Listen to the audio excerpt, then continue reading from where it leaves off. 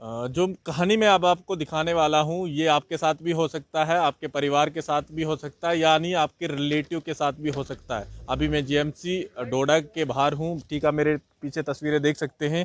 चलिए मेरे साथ हैं धड़ा से रहने वाले, इन्हीं से बात करते हैं। सर क्या नाम है आपका और पूरी अपनी कहानी बताएं। जी सर, मेरा नाम फयाज़ अहमद है। मैं पंचायत रोती पदरना से बिलोंग करता हूँ।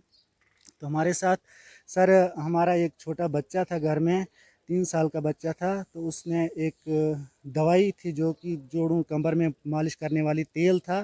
तो उसने गलती से वो कहीं गिरा हुआ था तो उसने पिया। तो बच्चे को थोड़ी बहुत उल्टी भी आ गई, बच्चा बेहोश हो गया। तो हमने उठा के उसको उधर एक एनओ था, उसको हमने फ़ोन किया तो उसने बोला आप इसको घट या डोडा हॉस्पिटल ले जाओ। तो हमने यूँ तूँ करके रोड में पहुंचाया और गाड़ी की। तो घाट पहुंच गए हम, 4:25 पे हम घाट में पहुंच गए। तो घाट हॉस्पिटल में एक लेडीज़ और एक जेंट्स था। उनको हमने ये वाक़या सुनाया कि हमारे साथ ऐसे ऐसे बच्चे ने दवाई पी है। तो यहाँ पे कोई डॉक्टर है? उनने बोला आज छुट्टी है, डॉक्टर तो यहाँ पे नहीं है। तो हमने बोला कम से कम यहाँ तो इमरजेंसी में कोई होना चाहिए था। तो बोलता 1 मिनट रुको, हम फ़ोन करते हैं। तो उनने फ़ोन किया, 3-4 बार डॉक्टर को उन्होंने फ़ोन किया तो डॉक्टर ने फ़ोन नहीं उठाया। तो उसके बाद उन्होंने बोला कि आप उधर इधर एक दवाई की दुकान है, आप वहाँ पे जाइए। तो डॉक्टर क्लिनिक पे बैठा होगा, तो आप बच्चा भी उधर ही ले जाए तो बच्चे उधर ही डॉक्टर भी मिलेगा।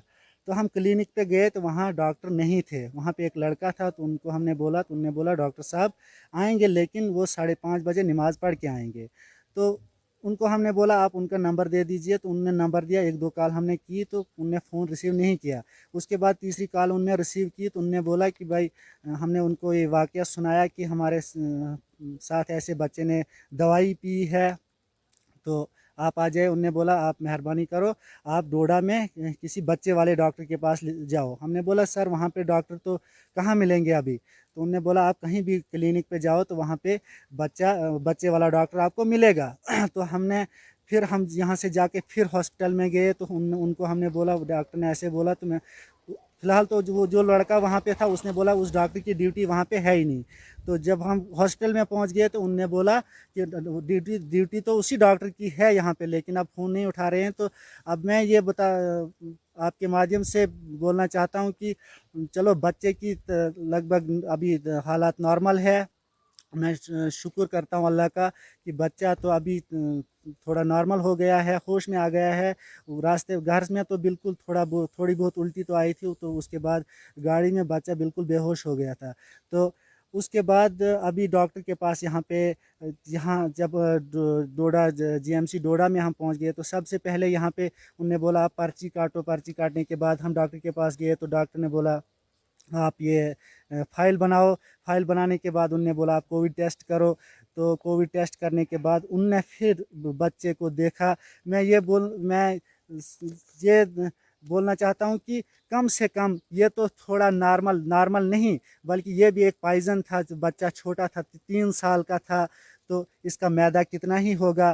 तो अगर कोई जहर पिया होता था या कोई बोटॉक्स जैसे ज़हरीले ज़हरीले पॉइज़न की दवाई होती है, तो कम से कम अगर ऐसे सबसे पहले जैसे कि इतना बड़ा प्राइमरी हेल्थ सेंटर शायद घाट में है, तो ऐसे अगर मेरे साथ हुआ, अगर कोई जहरीला जैसे कि किसी ने जहर पिया होगा वो पेशेंट वहाँ पे आता तो उसकी तो मेरे हिसाब से उधरी डेथ हो जाती। तो उसके बाद अगर जीएमसी डोडा में आने के बाद भी यहाँ पे ऐसे ऐसे कोविड टेस्ट, फिर फाइल, फिर पर्ची, अगर ऐसे ऐसे करना पड़ेगा तो मुझे लगता है कि तब तक पेशेंट डेथ हो जाएगा।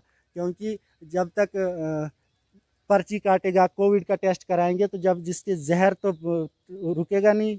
उसने उसने तो टाइम देखना नहीं है। जी हाँ, मैं आपको बता दूं, फ़याज़ अहमद है इनका नाम और धड़ा के ये रहने वाले हैं। 3 साल का इनका बच्चा है, मुजम्मिल उसका नाम है। और घर में उनके बच्चे ने जो है जोड़ों के दर्द के लिए एक दवाई होती है उसका प्रयोग कर दिया, क्योंकि घरों में आप हमेशा देखते हैं कि घर में कहीं भी रखी होती है दवाई। घर घर वालों की तरफ से अब मैं दिखाने वाला हूँ कौन सी ये दवाई थी। और ये री यूडेंट दवाई पे लिखा हुआ है, क्या दवाई का नाम है आप साफ तौर पे देख सकते हैं ये तस्वीरों में।